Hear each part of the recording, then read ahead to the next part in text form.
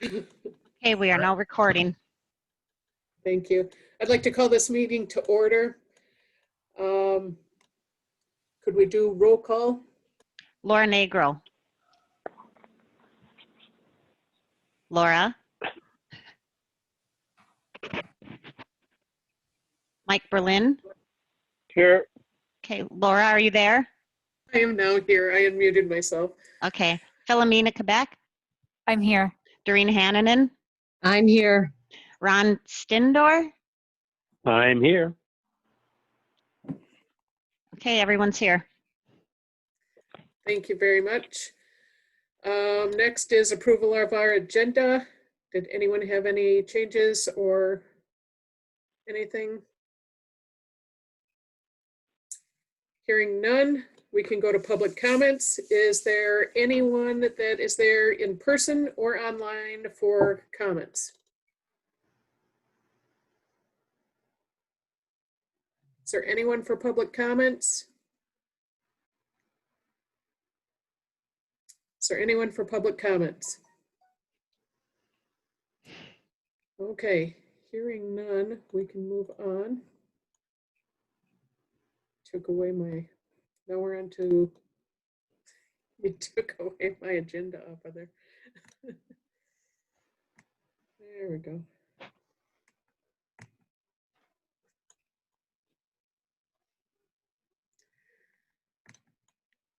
Thank you.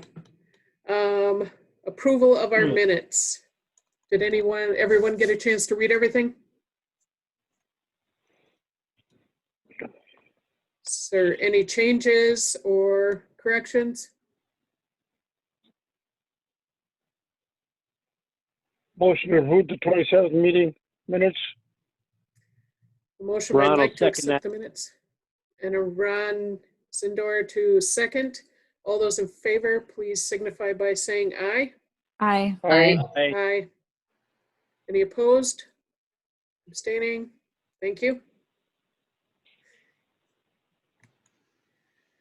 Okay, I'm gonna have to pull up my agenda. Thank you. We're discussing the MAT. Tony, were you taking that, or Mick? I guess I got it. So since our last board meeting, I spoke with our provider. Our provider has a few counties in Wisconsin that have a grant-funded MAT program that they're a big part of. So with that in mind, they're all for us doing a grant or doing a MAT program in the jail. However, it has to have a treatment part of it. So what I did so far was I contacted the Better Wellness Center. They're trying to put something together and get back to me. I contacted North Lakes and I have a meeting with the COO on Wednesday morning. And we'll know about that for the, as far as the AODA part. I contacted Better Social Services, Ashley Leoso, and she's gonna staff it over with her staff and let me know what we can do about referrals. And then I contacted Ashland County Social Services and waiting for a call back from them.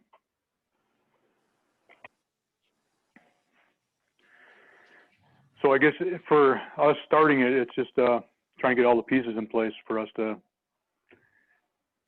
have a program that's going to succeed. Yeah, and this is Clark. You know, I talked to Tony earlier today also about this issue. So there's a couple things that have come up recently in a couple different committees.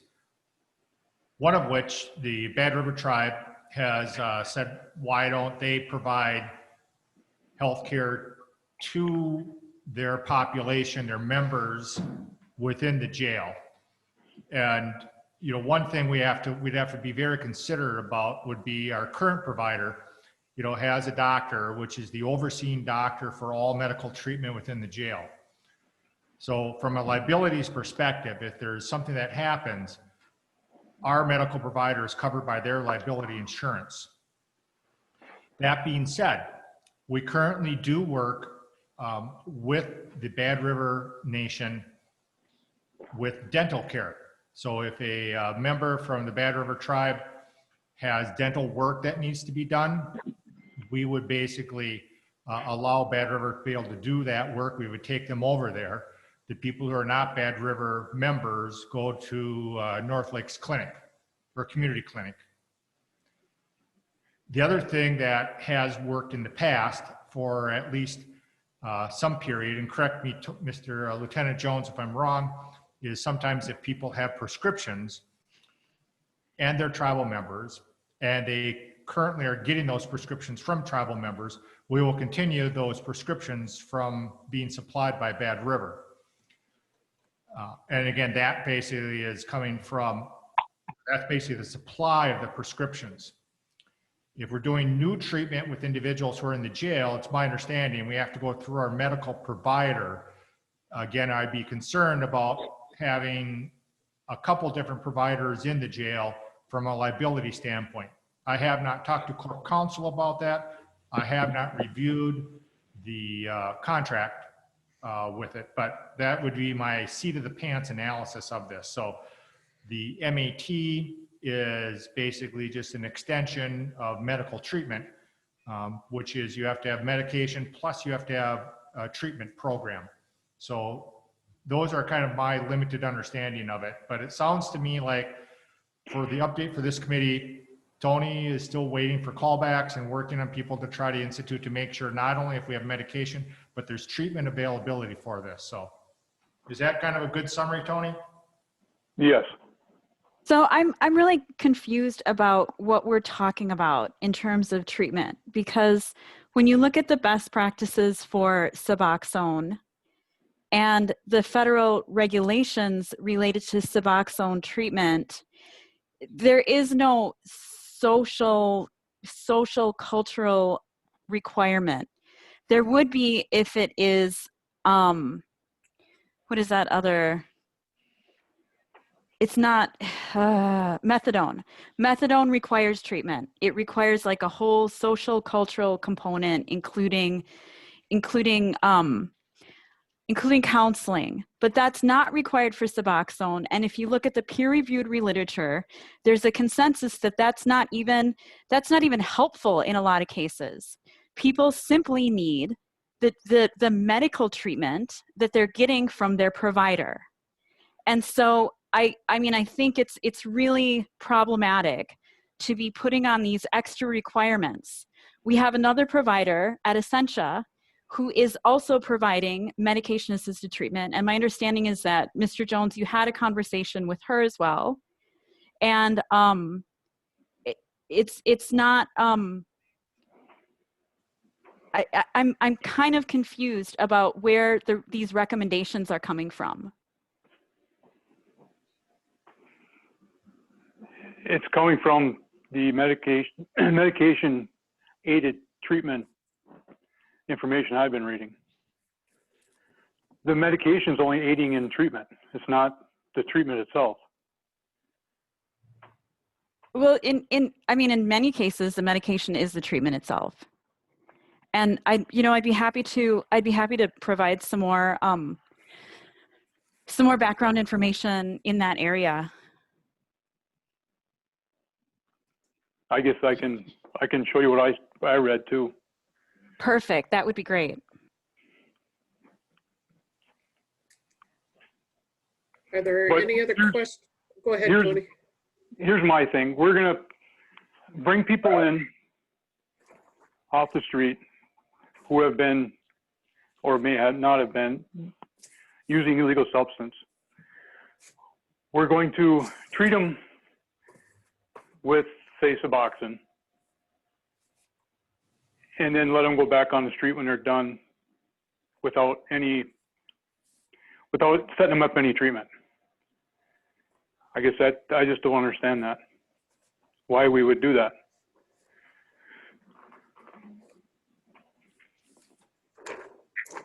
sounds like we need to do a little more discussion and get this down. Tony and Philomena, you were going to Yeah, and there's, you know, figure there's this. some, certainly, and there's also some really interesting material that I've been reading lately about the interplay between Medicaid, which is, you know, in Wisconsin, it's Badger Care, and correctional facilities. Recently, the state of Wisconsin has transformed into a suspension state, not a termination state. And what this means is that when somebody comes into a jail facility, if they're Medicaid eligible, or if they're on Medicaid, instead of their Medicaid application and their eligibility, their program being terminated, what will happen is that they would be on a suspension while they're in that facility, and reimbursement isn't allowable for most things. It would be allowable for something like at least 24 hours at a hospital stay or other inpatient facility.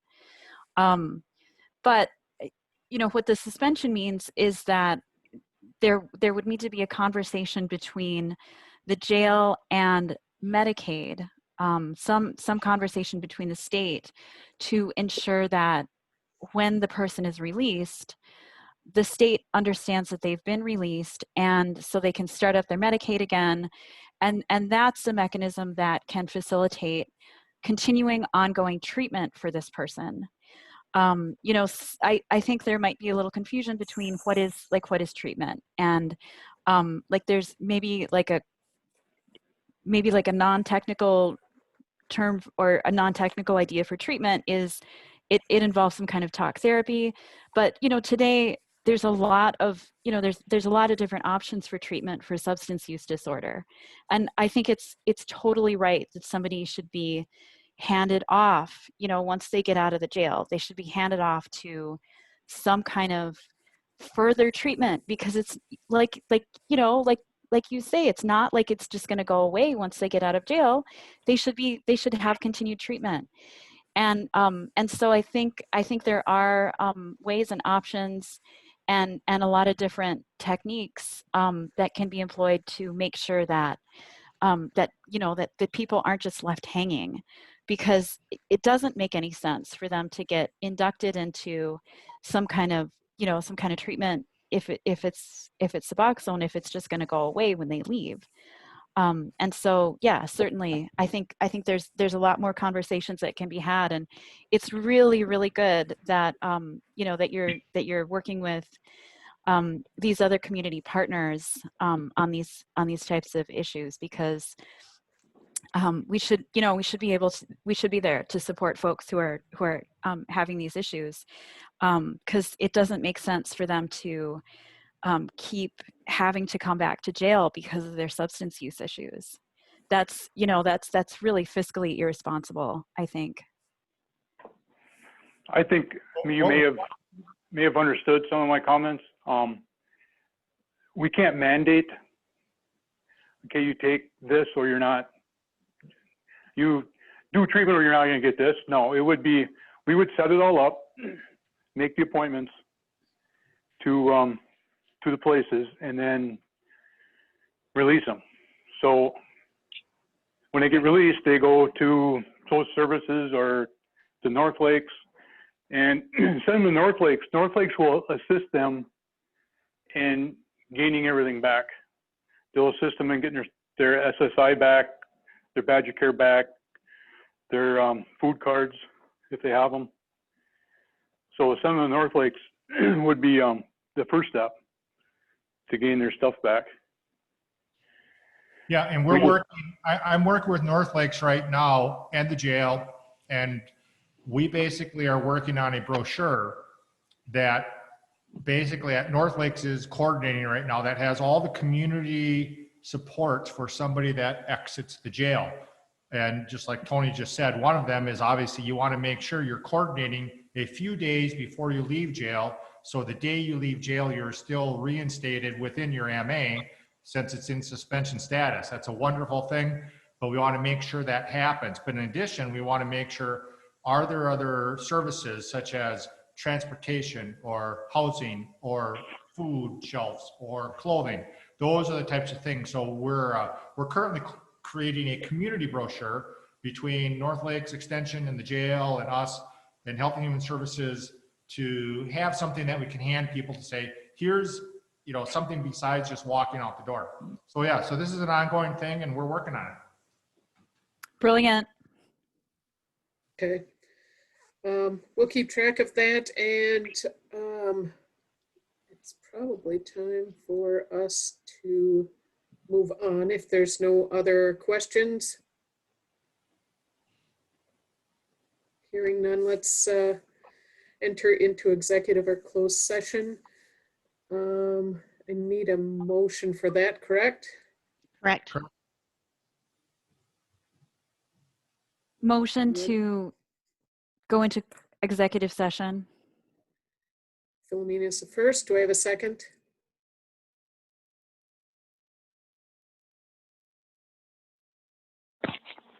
Ron will second.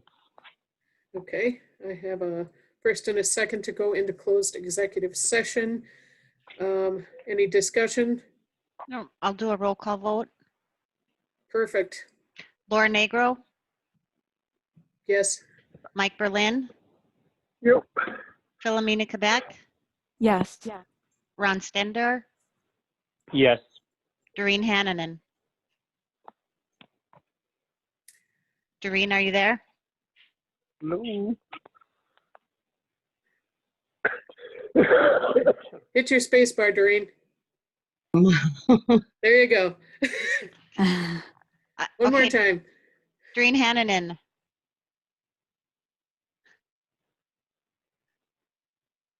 If you hit your space bar, you can open. There you go. Oh, wow, it keeps muting. Give us a thumbs up if you. There we go. I'm seeing a thumbs up for that. So that was a yes. okay. Do I have to read that paragraph? No, that's just part of the Cool. public notice that we provide out there for that, so. Cool beans. Let's Okay. move on to our first candidate. Can you give me a minute to put those that should not be in there into the waiting room, please? Definitely. So Okay. those of you who are not in the, on the committee or part of the interviewees, we will be putting you in a waiting room because we're going into closed session. And then after this is over, we'll go back into open session. If anybody is still in there, we will allow people to come back in. We would anticipate this taking about 3 hours. It may be a little bit sooner than that, but we're anticipating coming up with closed session 8 or 8:15. Okay, and then we do have one supervisor that's not on the committee that I am leaving in Yep, closed session, so that would be Rich Huber. definitely. Yep, all Thanks for counties. coming to visit, Rich. Yes, thank you. Okay, when you're ready, you can let me know and I will allow the first candidate in. I think we're ready. I think we can go right ahead. Wait, hold on. Okay, Oh, So I'm reading this ordinance, and it talks about how the chief deputy will be appointed by the selection committee.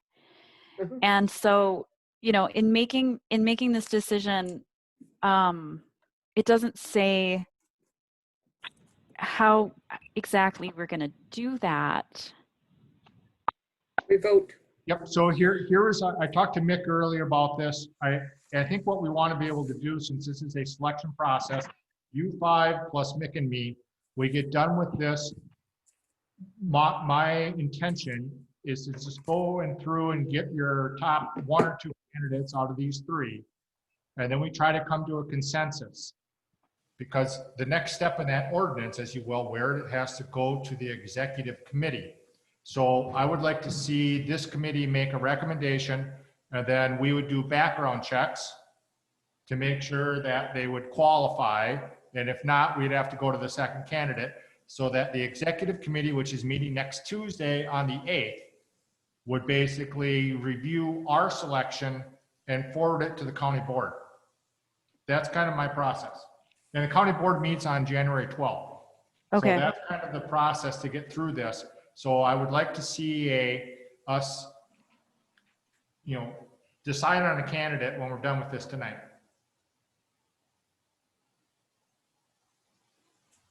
Sounds good. Any more questions? And everybody got all the questions? Okay. Go ahead, Okay. Lori. Thank- Which one? Brent is first, correct? Yep. Okay, I'll let him in right now. Thank you. You're welcome.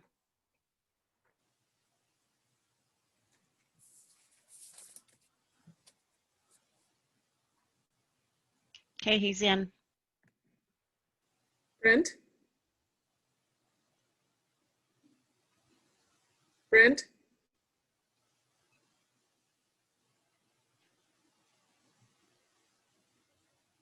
Hello, Brent?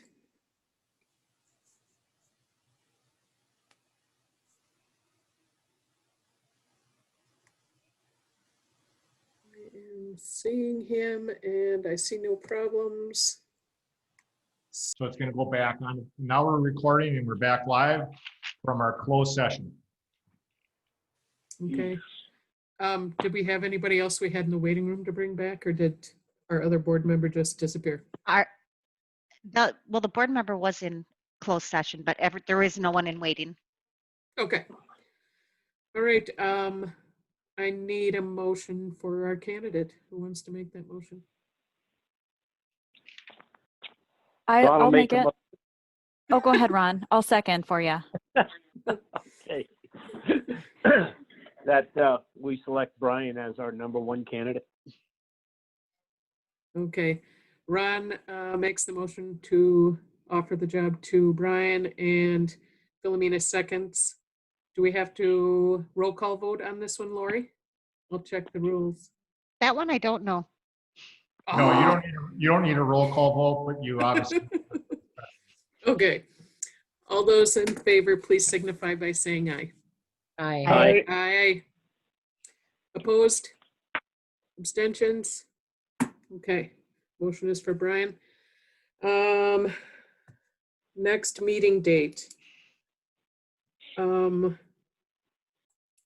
we want to meet next month to check on the mat stuff, or Mick, do you think wait until January, give you guys a little, I mean, with all the holidays and stuff, trying to do this phone tag?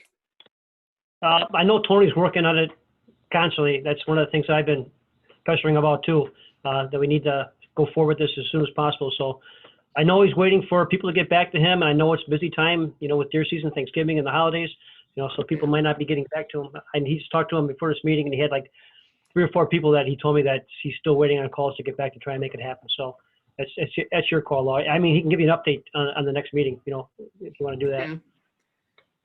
Yeah. You guys I'd say think January? Yeah. Okay.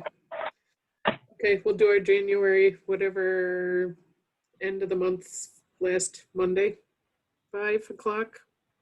So where's my The calendar? last Monday would be the 28th. Thank you. You're I love welcome. that you've got a fast Oh, calendar. well, I'm sorry. I was in December. 25th. Okay, you're fired now. It would be the 25th. 25th. Okay, January 25th at 5 p.m.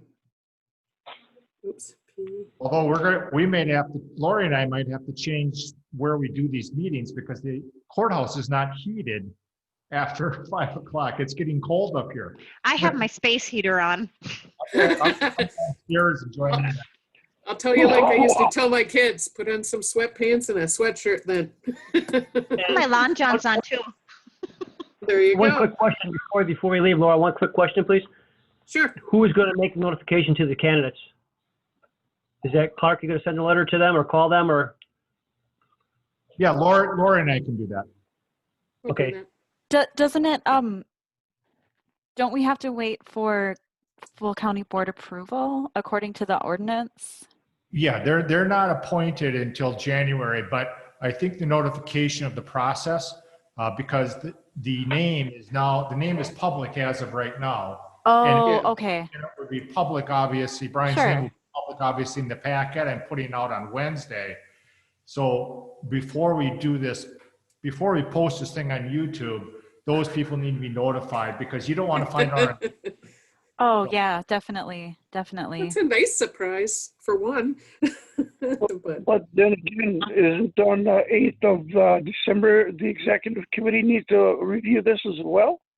That's correct. That's why I said, so we're going to be basically, I'll be putting a packet together with this recommendation for the packet for Tuesday, the 8th, the executive committee. Okay. And that's the only meeting we have in December. Well, no, there's another meeting. There's going to be a finance meeting on the 17th. And I think you're the chair of the finance committee, actually. Yes. Yep. it is. Yep. And you should probably call me either tomorrow or the next day because I'm working on an agenda. I got a number of things to talk to you about. Okay. Okay, Second. I'll make a There motion to adjourn. here we go. I was waiting for it. Ron will second that. Okay, a first and a second to close the meeting. All those in favor, please signify by saying aye. Hi. All right. Aye. Nice spending Anybody time with you opposed? guys.